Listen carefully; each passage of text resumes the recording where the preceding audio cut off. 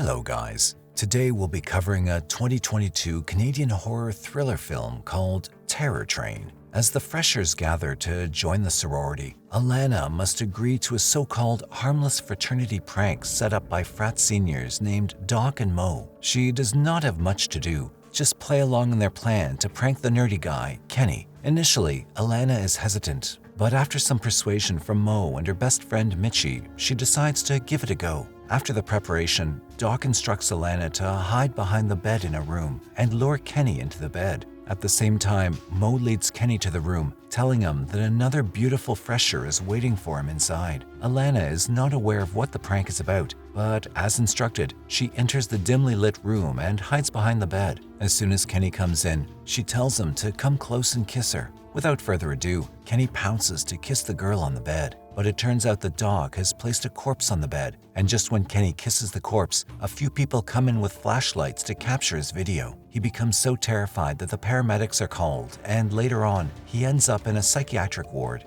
Alana wants to tell the doctor the truth about Kenny, but Doc threatens to frame her and tell the cops that it was all her idea. And just like that, 3 years have passed. It's once again the time for the frat party, and this time, the frat president has allowed a Halloween-themed costume party on a train. Yes, in a freaking moving train. As the members and freshers gather at the train station, we see Alana dressed up as a pirate, Mitchie as a witch, Jackson as a lizard man, and Ed in a clown costume with his darling mannequin Simone. Alana is now Mo's girlfriend, whereas Doc and Mitchie are still together. Even though Mo and Doc are best friends, Doc and Alana do not get along at all. Before they board, the frat president explains the rules they're expected to follow inside the train. When Alana notices a rabbit mascot behind her, she asks Mo who's in it. But when he turns back to look, he sees no such mascot. Before boarding the train, Alana goes back to the bus to retrieve her costume hat. There she meets a magician who mistakes her for the train porter. He apologizes to her and tells her that he'll instantly make himself disappear. And puff! He disappears right in front of her eyes. Being astounded by the magic, Alana heads back to the group. Meanwhile, everyone is annoyed by Ed fooling around with Simone, so Jackson snatches Simone and flees from there. Ed chases Jackson to get his darling back, but little does he know what the future has in store for him. Suddenly, a sword pierces his abdomen from behind.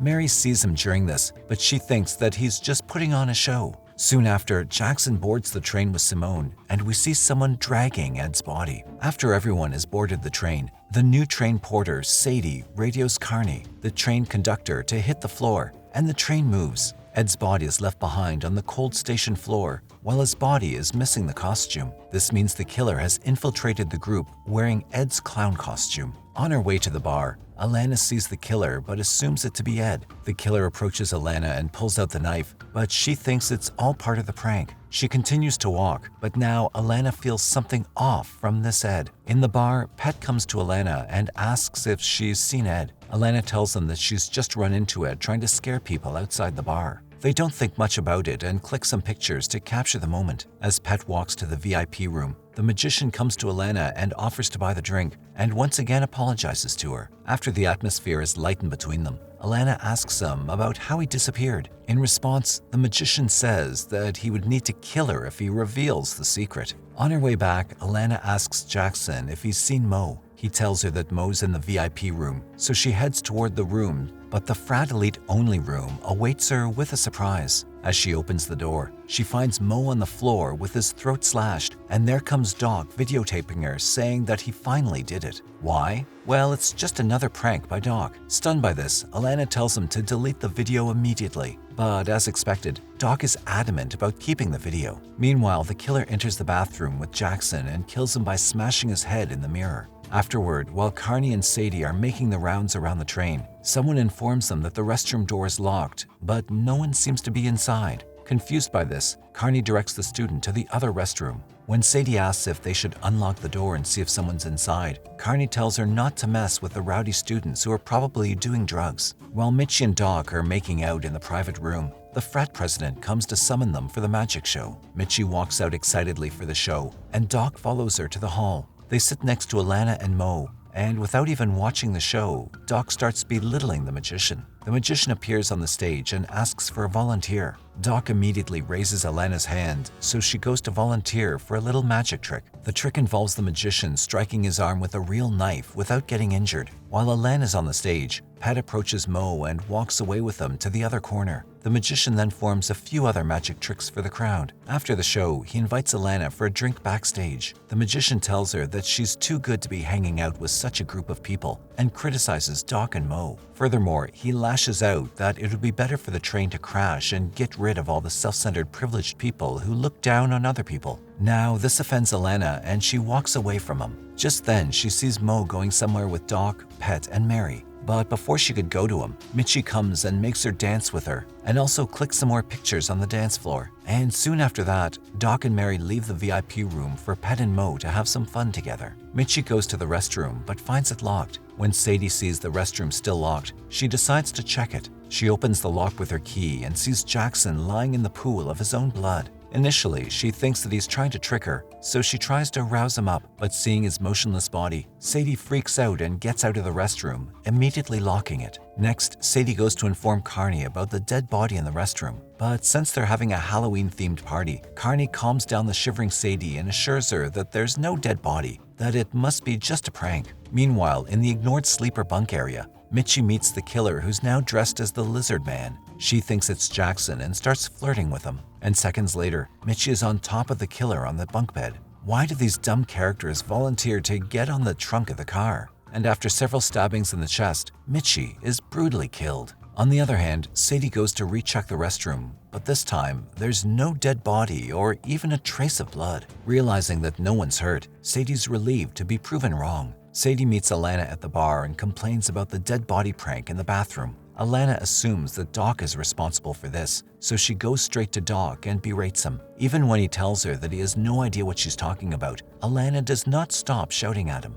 In response, Doc tells her that instead of being concerned about him, she should worry about her boyfriend Mo, who's in the VIP room. Alana comes looking for Mo in the VIP room, where she sees the topless Pet on top of Mo. She knocks on the door for some time, and after not getting a response, she leaves. Meanwhile, Mo shoves Pet aside and tells her that he does not want his relationship to fall apart. He then exits the room to follow Alana. Next, Alana meets the killer in the Lizard Man costume in the passage. When she asks him if he's seen Mo, the killer is ready to strike her with a knife. But fortunately, Mo arrives just in time and she leaves with him. Mo's not happy with Doc interfering with his personal life and trying to break up his relationship with Alana. Therefore, while Alana is out to find Mitchie, he warns Doc that he might lose the only real friend in his life if he continues like that. Alana's looking for Mitchie in the bunk bed section when she sees Sadie there. When she parts the curtains of one of the beds, she sees bloodied Mitchie lying on the bed. At first, she thinks Mitchie's also pranking her, so she tries waking her up, but since Mitchie's not responding, Alana and Sadie are both petrified by Mitchie's death. On the other hand, the magic show has just started. The magician performs the disappearing magic trick, and at the same time, someone slits Mo's throat. Doc looks at his struggling friend and asks for help, but no one believes him. Just then, Sadie and Alana arrive at the scene, but it's already too late, and Mo breathes his last breath. Soon, Alana informs Doc about Mitchie's death, and now Doc is sure that he and Alana are the next target of the killer. So without any delay, he pulls the emergency brake and halts the train, finally getting the attention of other students. Now everyone gathers in the hall where Carney tells them to remove the masks and look around to see if there's someone they don't recognize. While Carney and Sadie are busy with the head counts, Alana reminds Doc of Kenny's incident from 3 years ago and says that the killer is avenging Kenny. Since the crowded place is not safe for them, Doc drags Alana to the VIP room and locks the door. He tells Alana that they'll be staying there until they reach the station and the police arrive for their help. The two then discuss who the killer might be. Alana concludes that the only outsider is the magician, who might be the killer, and despite Doc telling her to sit tight, Alana walks out of the room to warn others. On her way out, she meets Sadie and reveals that the magician might be behind all the tragedy. When they go backstage to look for the magician, Doc is haunted by the audio from 3 years ago. There are several phones playing the day's video hidden within the room, and soon after that, the killer comes and slaughters Doc with ease. Meanwhile, in presence of Carney, Alana and Sadie search backstage and they find Jackson's costume, but no magician. Sadie comes up with the idea that they can keep her safe in the VIP room. The two girls head back to the VIP room just to witness the cruel death of Doc. His head has been severed and placed into a cupboard. Sadie lets Alana rest for some time in another cabinet while she guards the door outside. The killer distracts Sadie and lures her in another direction while he enters the room and charges the person on the bed with his axe. When the blanket's pulled over, we see Simone lying in place of Alana. Just then, Alana pushes him from behind and runs out of the room. The killer is not one to easily give up, so he starts chasing Alana. Finding the opportunity,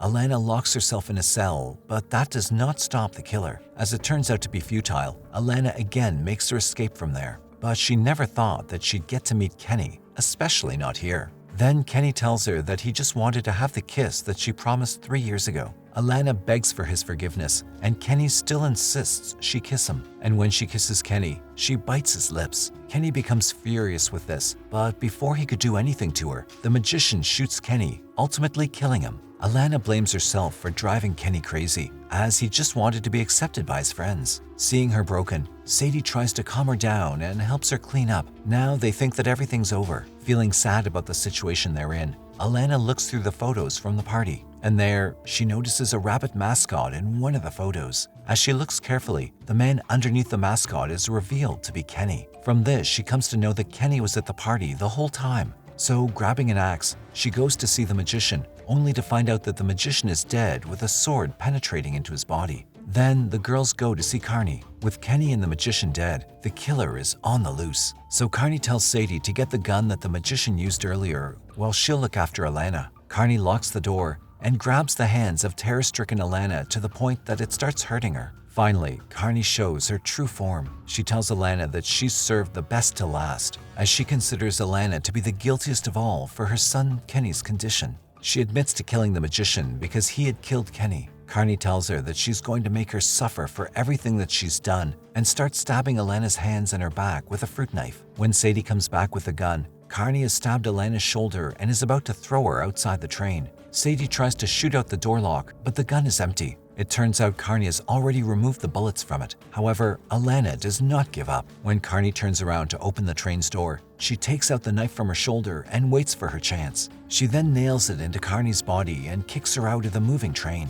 In the end, the police and paramedics are at the train station, interrogating people and assisting the injured. Finally, everything is over. But is it? The severely injured Carney opens her eyes in the train tracks, and the movie ends.